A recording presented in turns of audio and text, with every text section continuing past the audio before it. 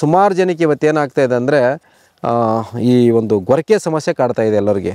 ಗೊರಕೆ ಬಂದು ಕೆಲವ್ರಿಗೆ ಏನಾಗಿರುತ್ತೆ, ರಾತ್ರಿ ನಿದ್ದೆ ಮಾಡೋಕ್ಕಾಗಲ್ಲ ಅಕ್ಕಪಕ್ಕದವ್ರಿಗೆ, ಅಷ್ಟು ತುಂಬ ಜೋರಾಗಿ ಸೌಂಡ್ ಬರ್ತಾ ಇರುತ್ತೆ. ಸೊ ಅಂಥವ್ರು ಏನು ಮಾಡಬೇಕು ಅಂತಂದರೆ, ಭಾಳ ಮುಖ್ಯವಾಗಿ ಏನಾದ್ರು ತೂಕ ಜಾಸ್ತಿ ಇದ್ದರೆ ತೂಕ ಕಡಿಮೆ ಮಾಡ್ಕೋಬೇಕು ಅವರು. ಸೊ ತೂಕ ಕಡಿಮೆ ಮಾಡ್ಕೊಳ್ಳೋದ್ರ ಜೊತೆಗೆ ಕೆಲವ್ರಿಗೆ ಏನಾಗಿರುತ್ತೆ ಅಂದರೆ, ಈ ಮೂಗುಗಳಲ್ಲಿ ಬ್ಲಾಕ್ ಆಗ್ತಾ ಇರುತ್ತೆ ಕೆಲವ್ರಿಗೆ, ಪದೇ ಪದೇ ಅಲ್ಲಿ ದುರ್ಮಾಂಸ ಬೆಳೆದಿರುತ್ತೆ ಕೆಲವ್ರಿಗೆ ಈ ಶೀತ ನೆಗಡಿ ಆದಾಗ ಬ್ಲಾಕ್ ಆಗ್ತಾ ಇರುತ್ತೆ. ಅಂಥವ್ರು ಏನು ಮಾಡ್ಬೋದು ಅಂದರೆ, ಈ ಹಸುವಿನ ಬೆರಣಿ ಬರುತ್ತಲ್ವ, ಹಸುವಿನ ಬೆರಣಿಗೆ ಸ್ವಲ್ಪ ಕಾಳುಮೆಣಸು, ಅರಿಶಿನ ಮತ್ತು ಸ್ವಲ್ಪ ಶುಂಠಿನ ಹಾಕಿ ಅದ್ರ ಹೊಗೆನ ಮೂಗಿನ ಮುಖಾಂತರ ಎಳ್ಕೋಬೇಕು. ಅಂದರೆ ನಾವು ಈಗ ನೆಗಡಿ ಆದಾಗ ನಾವು ಹವೆ ತೊಗೊತೀವಲ್ವ, ಆ ರೀತಿ ಎಳ್ಕೋಬೇಕು ಕಣ್ಣು ಮುಚ್ಚಿ.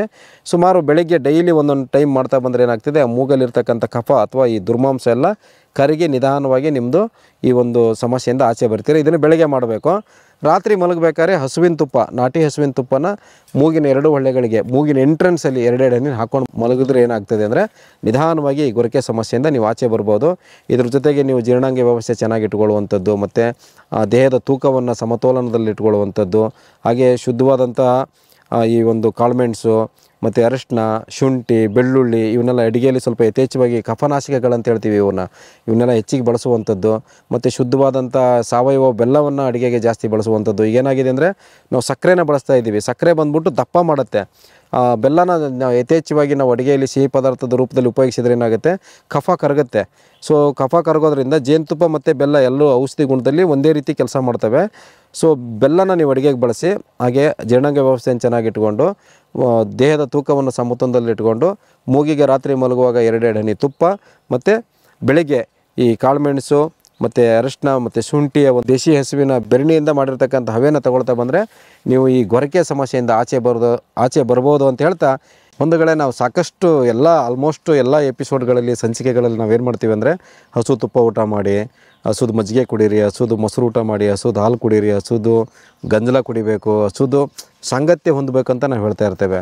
ಸೊ ಭಾಳ ಮುಖ್ಯವಾದ ಕಾರಣ ಏನಂತಂದರೆ, ನಮ್ಮ ಶರೀರ ಆಗಿರೋದು ಪಂಚಮಹಾಭೂತಗಳೆಂದರೆ ಅಗ್ನಿ, ವಾಯು, ಆಕಾಶ, ಭೂಮಿ, ಜಲ. ಸೊ ಈ ಹಸು ಉತ್ಪನ್ನಗಳು ಕೂಡ ನಮಗೇನಾಗಿರುತ್ತೆ, ಈ ಪಂಚಮಹಾಭೂತಗಳನ್ನು ಅದು ರೆಪ್ರೆಸೆಂಟೇಟ್ ಮಾಡುತ್ತೆ. ಸೊ ಅಗ್ನಿ ಬಂದ್ಬಿಟ್ಟು ತುಪ್ಪನ, ಮತ್ತು ವಾಯು ಗೋಮೂತ್ರನ, ಮತ್ತು ಆಕಾಶನ ಮಜ್ಜಿಗೆನ, ಭೂಮಿ ಹಾಲು ಜಲನ, ಮತ್ತು ಭೂಮಿನ ಗೊಬ್ಬರ ಅಂದರೆ ನಾವು ಸಗಣಿನ ನಾವು ಭೂಮಿ ತತ್ವ ಅಂತ ಹೇಳ್ತೇವೆ. ಸೊ ಈ ಪಂಚಮಹಾಭೂತಗಳಿಂದಾಗಿರೋ ಶರೀರಕ್ಕೆ ಈ ಪಂಚಗವ್ಯ ಔಷಧಿಗಳು ತುಂಬ ಅದ್ಭುತವಾಗಿ ಕೆಲಸ ಮಾಡ್ತವೆ. ಸೊ ನಿಮಗೆಲ್ಲ ಗೊತ್ತಿರುವಾಗೆ ಈ ಆಕಾಶ ತತ್ವ ಇರತಕ್ಕಂಥ ಮಜ್ಜಿಗೆ ಕುಡಿದ್ರೆ ನಮಗೆ ಜೀರ್ಣಾಂಗ ವ್ಯವಸ್ಥೆ ತುಂಬ ಚೆನ್ನಾಗಿರುತ್ತೆ. ಅಂದರೆ ನಿಮ್ಗೆ ಯಾವುದೇ ಕಾರಣಕ್ಕೂ ಕಾನ್ಸ್ಟಿಪೇಷನ್ ಆಗೋದಿಲ್ಲ, ಜೀರ್ಣ ಆಗೋದಿಲ್ಲ, ಈ ಸಂಗ್ರಹಣಿ ರೋಗ ಅಂತ ಹೇಳ್ತಾರಲ್ವ, IBS ಅಂತೇಳಿ, ಆ ಕಾಯಿಲೆ ಬರೋದಿಲ್ಲ. ಸೊ ಹಾಲು ಕುಡಿದ್ರೆ ತುಂಬ ಶಕ್ತಿಯುತವಾಗಿರ್ತೀವಿ. ಮತ್ತು ಮಕ್ಕಳೆಲ್ಲ ಹಾಲು ಕುಡಿಯೋದ್ರಿಂದ ಏನಾಗ್ತಾರೆ ಅಂದರೆ ತೀಕ್ಷ್ಣಮತಿಗಳಾಗ್ತಾರೆ. ತೀಕ್ಷ್ಣಮತಿಗಳಂತಂದರೆ ತುಂಬ ಜ್ಞಾನಿಗಳಾಗ್ತಾರೆ. ಶ್ರೀಕೃಷ್ಣ ಪರಮಾತ್ಮ ಸುಮಾರು ಗೋವುಗಳ ಮಧ್ಯೆ ಇದ್ದಿದ್ದಕ್ಕೇ ಅವರು ಅಷ್ಟು ಜ್ಞಾನಿಯಾಗಿದ್ದ. ಹಾಗೆ ನಾವು ಈ ನಮ್ಮ ಮಕ್ಕಳು ಕೂಡ ನಾಟಿ ಹಸುವಿನ ಹಾಲು ಕುಡಿಯೋದ್ರಿಂದ ಏನಾಗ್ತದೆ ಅಂದರೆ ಅವರು ತುಂಬ ಶಕ್ತಿಯುತವಾಗಿರ್ತಾರೆ ಮತ್ತು ಬುದ್ಧಿವಂತ ಆಗಿರ್ತಾರೆ. ಹಾಗೆ ಗೋಮೂತ್ರವನ್ನು ನಾವು ಬಳಸೋದ್ರಿಂದ ಏನಾಗುತ್ತೆ, ಶರೀರದಲ್ಲಿ ವಾಯು ತತ್ವನ ಅದು ಬ್ಯಾಲೆನ್ಸ್ ಮಾಡುತ್ತೆ.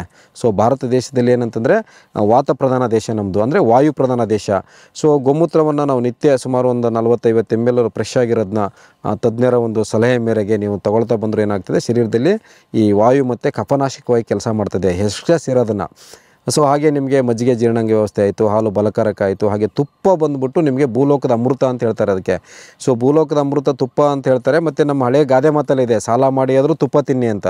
ತುಪ್ಪ ಬಂದುಬಿಟ್ಟು ವಿಷಾಹಾರ ಅಂತಂದರೆ ನಮ್ಮ ಶರೀರದಲ್ಲಿ ಏನಾದ್ರು ಫುಡ್ ಪಾಯ್ಸನ್ ಆಗಿರೋದು, ಅಥವಾ ಏನಾದ್ರು ಸಣ್ಣ ಪುಟ್ಟ ಕ್ರಿಮಿಗಳು ಇದಾಗಿರೋದು, ಹಾಗೆ ಏನಾದ್ರು ನಮಗೆ ಹಾವು ಕಚ್ಚಿದ್ರೂ ಕೂಡ ನಾವು ತುಪ್ಪನ ಬಳಕೆ ಮಾಡ್ತಾರೆ. ಹಾವು ಕಚ್ಚಿದಾಗ ಇಮಿಡಿಯೇಟಾಗಿ ನೀವು ಒಂದು 4-5 ಚಮಚ ನಾಟಿ ಹಸು ತುಪ್ಪನ ಬಿಸಿನೀರಿಗೆ ಹಾಕೊಂಡು ಕುಡಿದ್ರೆ ಇಮಿಡಿಯೇಟಾಗಿ ಹಾವಿನ ವಿಷಾದ ಪ್ರಭಾವ ಕಡಿಮೆ ಆಗ್ತಾ ಬರುತ್ತೆ. ಅಷ್ಟು ಅಮೃತ ಥರ ಕೆಲಸ ಮಾಡುತ್ತೆ. ಮತ್ತು ಹಾಗೆ ಜೀರ್ಣಕಾರಿ ಅದು, ಮತ್ತು ಬುದ್ಧಿ ಪ್ರಧಾನ. ಈ ಹಳೆ ಕಾಲದಲ್ಲೆಲ್ಲ ಮಾತಾಡ್ತಾರೆ ನೋಡಿ, ತುಂಬ ಚುರುಕಾಗಿದ್ದೆ ಹುಡುಗ ಅಂತಂದರೆ ಅವ್ರ ಮನೇಲಿ ಚಿಕ್ಕ ಹಸು ತುಪ್ಪ ಊಟ ಮಾಡಿದ್ದಾನೆ, ಅವರು ಚಿಕ್ಕಂದಲ್ಲಿ ಸಿಕ್ಕಾಪಟ್ಟೆ ತುಪ್ಪ ಬೆಣ್ಣೆ ಎಲ್ಲ ತಿಂದಿದ್ದಾನೆ, ಅವನು ಅದಕ್ಕೆ ಅಷ್ಟು ಚುರುಕಾಗಿದ್ದಾನೆ ಅಂತೆಲ್ಲ ಆಡು ಭಾಷೆಯಲ್ಲಿದೆ ನಮ್ಮ ಆಯುರ್ವೇದ ಅನ್ನೋದು. ಸೊ ಈ ತುಪ್ಪದ ಉಪಯೋಗದಿಂದ ಜೀರ್ಣಕ್ರಿಯೆ ಚೆನ್ನಾಗಾಗುತ್ತೆ, ಮಲ ವಿಸರ್ಜನೆ ಕ್ಲೀನಾಗುತ್ತೆ, ಶಕ್ತಿ ಬರುತ್ತೆ ನಿಮಗೆ. ಸೊ ಒಂದು 2-3 ಚಮಚ ತುಪ್ಪ ನಾವು ಏನಾದ್ರು ತಿಂದರೆ 1 ಲೀಟ್ರ್ ಹಾಲಿಗೆ ಎಷ್ಟು ಶಕ್ತಿ ಬರುತ್ತಲ್ವ, ಅಷ್ಟು ಶಕ್ತಿ ತುಪ್ಪದಿಂದ ಬರುತ್ತೆ. ಮತ್ತು ಗಂಜಲದಿಂದ ಹಾಗೆ ಬರುತ್ತೆ. ಆಮೇಲೆ ನಾವು ಸಗಣಿಯ ಒಂದು ಪಂಚಗವ್ಯದಲ್ಲಿ ನಾವು ಸಗಣಿಯ ಉಪಯೋಗವೂ ಕೂಡ ಮಾಡ್ತೇವೆ. ಪಂಚಗವ್ಯ ನಾವು ಸುಮಾರು ಏಕಾದಶಿಯಲ್ಲಿ ಅಥವಾ ಅಮಾವಾಸ್ಯೆಯಲ್ಲಿ ಆ ಥರದ್ದೆಲ್ಲ. ಸೊ ಹೀಗಾಗಿ ಈ ಪಂಚಗವ್ಯ ಅನ್ನೋದು ನಮ್ಮ ಮಾನವನ ಶರೀರಕ್ಕೆ ಒಂದು ಅತ್ಯದ್ಭುತವಾದಂಥ ಔಷಧಿ. ಮತ್ತು ಹಾಗೆ ನಿಮಗೆ ಭಾಳ ಸರಳವಾಗಿ ಹೇಳಬೇಕು ಅಂತಂದರೆ, ನಮ್ಮ ದೇಶದಲ್ಲಿ ನಾವು ಯಾವ್ಯಾವ ಒಂದು ಜೀವಿಗಳಿಗಾಗಿರ್ಬೋದು, ವೃಕ್ಷಗಳಿಗಾಗಿರ್ಬೋದು, ನಾವು ಪೂಜೆ ಮಾಡ್ತೀವಿ ಅಲ್ವಾ, ಅದೆಲ್ಲ ಮೆಡಿಸಿನಲ್ ಪ್ರಾಪರ್ಟಿ ಇರೋದು. ಹೇಗೆ ಅಂತ ನಾವು ನಿಮ್ಗೆ ಸಣ್ಣ ಉದಾಹರಣೆ ಮುಖಾಂತರ ಹೇಳಬೇಕು ಅಂತಂದರೆ, ನಮ್ಮ ಅಡುಗೆ ಮನೆ ಏನಿದೆ ಅಲ್ವಾ, ಅದನ್ನು ಔಷಧಾಲಯ ಅಂತ ಕರಿತೇವೆ ನಾವು. ಅದಕ್ಕೆ ನಿತ್ಯ ನಾವು ಅಡುಗೆ ಮಾಡೋಕ್ಕಿಂತ ಮುಂಚೆ ಏನು ಮಾಡ್ತೇವೆ, ಒಲೆನ ಪೂಜೆ ಮಾಡ್ತೇವೆ. ಸೊ ಪೂಜೆ ಮಾಡಿ ಅಲ್ಲಿ ನಮಗೇನು ಪ್ರಸಾದ ರೆಡಿ ಆಗ್ತದಲ್ವ, ಅದಕ್ಕೆಲ್ಲ ನಾವು ಪೂಜೆ ಮಾಡಿ ನಾವು ಸೇವಿಸ್ತೀವಿ. ಯಾಕೆಂದರೆ ಅದೆಲ್ಲ ಔಷಧಿ. ಹಾಗೆ ನಾವು ಸುಮಾರು ಈ ಹೆಣ್ಮಕ್ಳಿಗೆ ಮಕ್ಕಳಾಗದಿರೋರು ಈ ಧನುರ್ಮಾಸದಲ್ಲಿ ಅರಳಿ ಮರ ಸುತ್ತುವಂಥದ್ದಾಗಿರ್ಬೋದು, ಅದಕ್ಕೂ ನಾವು ಪೂಜೆ ಮಾಡ್ತೀವಿ ಮರಕ್ಕೆ. ಸೊ ಅರಳಿ ಮರನೂ ಕೂಡ ಅತ್ಯದ್ಭುತವಾದಂಥ ಔಷಧಿ. ಹಾಗೆ ಬಿಲ್ಪತ್ರೆ ಮರಕ್ಕೂ ನಾವು ಪೂಜೆ ಮಾಡ್ತೇವೆ, ಅದು ಕೂಡ ಅತ್ಯದ್ಭುತವಾದ ಔಷಧಿ. ಹಾಗೆ ನಾವು ಬನ್ನಿ ಮರಕ್ಕೆ ಪೂಜೆ ಮಾಡ್ತೀವಿ, ಅದು ಕೂಡ ಅತ್ಯದ್ಭುತ ಔಷಧಿ. ಮತ್ತು ಮನೆ ಮುಂದೆ ನಿತ್ಯ ನಾವು ಏನು ತುಳಸಿಗೆ ಪೂಜೆ ಮಾಡ್ತೀವಿ ಅಲ್ವಾ, ಅದು ಕೂಡ ಜ್ವರದಿಂದ ಅಪ್ ಟು ಕ್ಯಾನ್ಸರ್ದವರೆಗೆ ಔಷಧಿ. ಅಷ್ಟು ಪ್ರಭಾವಶಾಲಿಯಾದಂಥ ಔಷಧಿ ಗುಣ ಏನಾಗಿದೆ ನಮ್ಮ ಈ ಗಿಡಗಳಿಗಿದೆ, ಆಮೇಲೆ ನಮ್ಮ ಅಡುಗೆ ಮನೆಗಿದೆ. ಹಾಗೆ ನಾವು ಏನು ನಿತ್ಯ ಸೇವನೆ ಮಾಡ್ತೀವಲ್ವ, ಹಾಲು, ಮೊಸರು, ಬೆಣ್ಣೆ, ತುಪ್ಪ, ಈ ಗೋಮೂತ್ರ ಆಗಿರ್ಬೋದು ಅಥವಾ ಮಜ್ಜಿಗೆ ಆಗಿರ್ಬೋದು, ಹಸು ಕೊಡುತ್ತಲ್ವ, ಹಸುಲ್ಲಿ ನಮ್ಮ ಪೂರ್ವಜರು ಇದರಲ್ಲಿ 33 ಕೋಟಿ ದೇವತೆಗಳಿದ್ದಾರೆ, ಇದು ಮುಂದಿನ ಜನಾಂಗಕ್ಕೆ ಬೇಕು ಅಂತೇಳಿ ನಮಗೇನು ಮಾಡಿದ್ದಾರೆ, ದೇವತೆಗಳನ್ನು ಅದರಲ್ಲಿಟ್ಟು, ಅಂದರೆ ಅದ್ರ ಪದಾರ್ಥಗಳು ಅಷ್ಟು ಶ್ರೇಷ್ಠವಾದದ್ದು. ಹಾಲು, ಮೊಸರು, ಬೆಣ್ಣೆ, ತುಪ್ಪ ಎಲ್ಲ ತಿಂತಾಯಿದ್ರೆ ಅಷ್ಟು ಆರೋಗ್ಯ ಚೆನ್ನಾಗಿರುತ್ತೆ ಅನ್ನೋ ದೃಷ್ಟಿಯಿಂದ ಏನು ಮಾಡಿದ್ದಾರೆ, ಪೂಜನೀಯವಾಗಿ ಅದರಲ್ಲಿ ದೇವರಿದ್ದಾರೆ ಅಂತೆಲ್ಲ ನಮಗೆ ಒಂದು ಧಾರ್ಮಿಕವಾಗಿ ನಮಗೆ ತುಂಬಿಟ್ಟು ಅದನ್ನು ನಾವು ರಕ್ಷಣೆ ಮಾಡಬೇಕು. ಅದನ್ನೇನಾದ್ರು ಹತ್ಯೆ ಮಾಡಿದ್ರೆ ನಾವು ತಾಯಿ ಹತ್ಯೆ ಮಾಡ್ದಂಗೆ ಅಂತೆಲ್ಲ ನಮ್ಮ ಒಂದು ಗ್ರಂಥಗಳಲ್ಲಿ, ನಮ್ಮ ವೇದ ಉಪನಿಷತ್ತುಗಳಲ್ಲಿ, ನಮ್ಮ ಆಯುರ್ವೇದದಲ್ಲಿ ಅದನ್ನು ಉಲ್ಲೇಖ ಮಾಡಿದ್ದಾರೆ. ಆದ್ದರಿಂದ ಸ್ನೇಹಿತರೆ, ಹೆಚ್ಚು ನೀವು ನಾಟಿ ಹಸುನ ಸಾಕೋದ್ರ ಜೊತೆಗೆ ಅದರ ಪದಾರ್ಥಗಳನ್ನು ಊಟ ಮಾಡಿದ್ರೆ ನಮ್ಮ ಶರೀರ ಸದೃಢ ಆಗಿರೋದ್ರ ಜೊತೆಗೆ ಆರೋಗ್ಯಯುತವಾಗಿರುತ್ತದೆ ಅಂತ ಹೇಳ್ತೇನೆ.